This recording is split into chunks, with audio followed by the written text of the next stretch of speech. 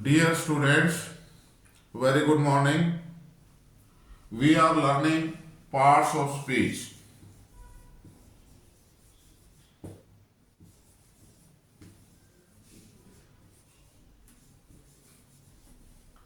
Parts of speech. There are 8 parts of speech in English. Number 1, noun. Number 2, pronoun. Pronoun, pronoun. Number 3, adjective. Adjective.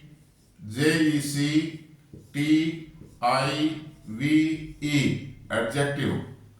Number 4, verb. Verb. Verb. Number 5, adverb. Adverb. Adverb.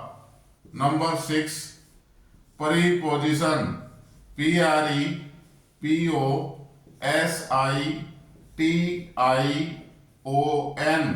Preposition. Number 7, conjunction. Conjunction.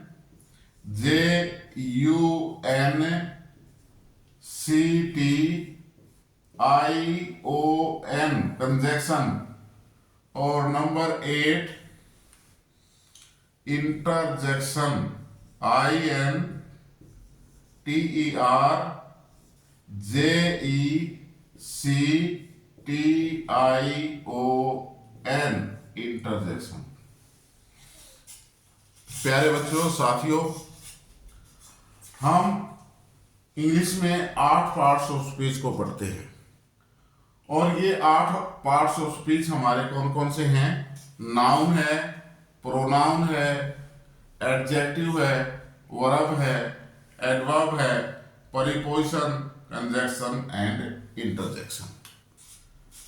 Last classes में हम noun को पढ़ चुके हैं, सीख चुके हैं, noun को लर्न कर चुके हैं, प्रोनाउन को कर चुके हैं, एडजेक्टिव को कर चुके हैं, वर्ब को कर चुके हैं, एडवर्ब को कर चुके हैं। Today we learn about preposition. आज हम प्रीपोजिशन के बारे में लर्न करेंगे कि what is preposition, what is the definition of preposition and what are the uses of preposition, और प्रीपोजिशन के क्या प्रयोग हैं, प्रीपोजिशन कहाँ प्रयोग की जाती है। Am I clear? तो let us go on preposition. Please write down the words which are written on the whiteboard. एक बार इनको सभी बच्चे राइट डाउन कर लें, लिख लें, अपने नोटबुक में साफ साफ लिख के।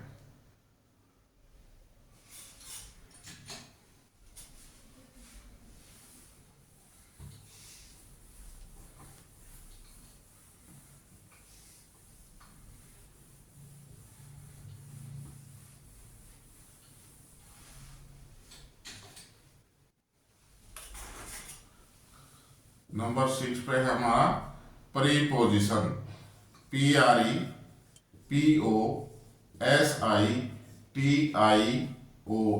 प्रीपोजिशन। प्यारे बच्चों, हम यहां कुछ सेंटेंस लिखने जा रहे हैं। The cat is the table. यहां ये खालिस्तान है। The cat is the table. Next sentence फिर वही लिख रहा हूं मैं। The cat is the table. Next फिर लिख रहा हूं। The cat is the table।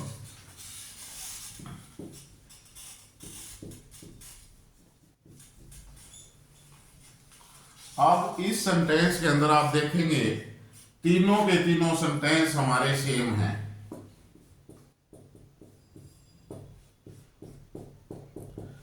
Same blank हैं। The cat is the table, the cat is the table, the cat is the table. The cat noun है, the table noun है। What is this? Noun. NOUN, noun. Same thing यहां, the cat is noun, the table is noun. अगर आप इसका meaning निकालना चाहें तो कोई अर्थ निकल रहा है। द कैट इज बिल्ली है, द टेबल मेज। क्या बिल्ली है, मेज? क्या बिल्ली मेज है? हमें वाक्य का कोई अर्थ क्लियर समझ नहीं आ रहा है। इसके लिए अब मैं कुछ शब्द लिखने जा रहा हूं। ये जहां खालिस्तान है। The cat is on the table, the cat is on the table। बिल्ली मेज पर है, बिल्ली मेज पर है। The cat is under the table, बिल्ली मेज के नीचे है। The cat is beside the table, बिल्ली मेज के पास बैठी हुई है, पास है। अब ये शब्द ऑन, अंडर और बिसाइड, ऑन, अंडर और बिसाइड क्या दर्शा रहे हैं? इस नाउन का, द टेबल का बिल्ली से संबंध स्थापित कर रहे हैं। और बिल्ली और मेज के बीच में क्या संबंध है? Clear? The cat is on the table, बिल्ली मेज के ऊपर बैठी है। ये बिल्ली मेज के ऊपर है। The cat is under the table, बिल्ली मेज के नीचे है। The cat is beside the table, बिल्ली मेज के पास में है। तो इस टेबल का, इस नाउन का ये शब्द इस कैट से रिलेशन स्थापित कर रहे हैं। तो इन ऐसे शब्दों को हम क्या कहते हैं? परिपोजिशन। इन शब्दों को हम क्या कहेंगे? परिपोजिशन। प्लीज एक बार लिख लो इनको नोटबुक में, फिर आगे चलते हैं, डेफिनेशन देखेंगे। लिख लिया भाई सभी ने? Okay, thank you.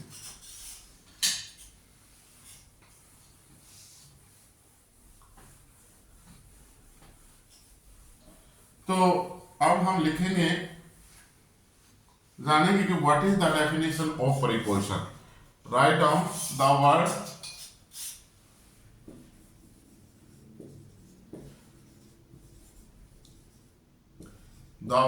used, USED, used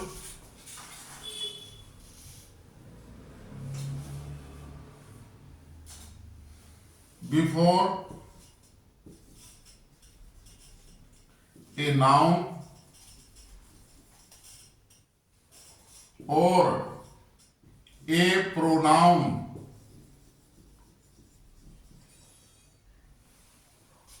and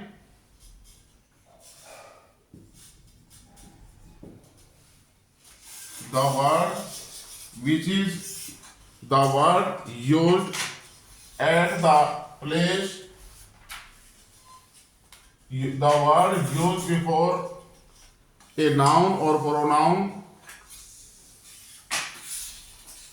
the word used before a noun or pronoun to show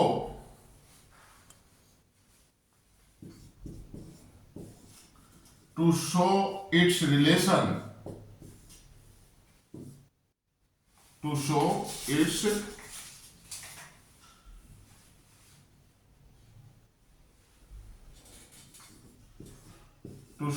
its relation to the other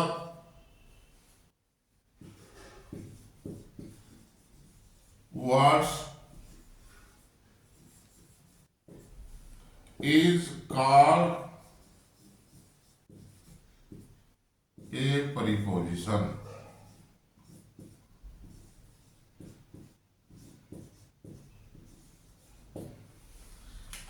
Look at the word.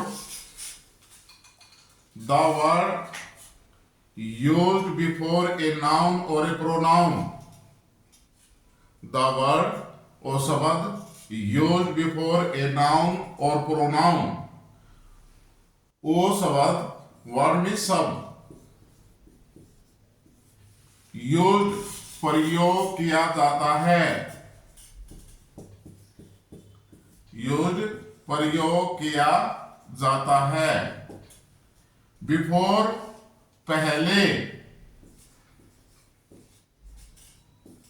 किससे पहले? ए नाउन और प्रोनाउन। एक नाउन वो शब्द जो एक नाउन से, noun या प्रोनाउन से पहले प्रयोग किया जाता है, किस लिए? टू शो, दिखाने के लिए, प्रकट करने के लिए। इट्स रिलेशन, इसका संबंध, रिलेशन मीन्स संबंध। रिलेशन को हम हिंदी में क्या बोलते हैं? संबंध।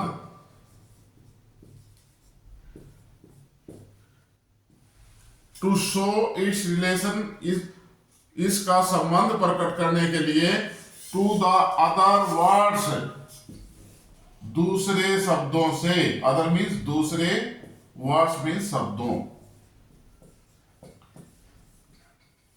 वाक्य के अंदर ऐसा शब्द, प्लीज ध्यान से इसे सुने, वाक्य के अंदर ऐसा शब्द जो किसी नाउन या प्रोनाउन से पहले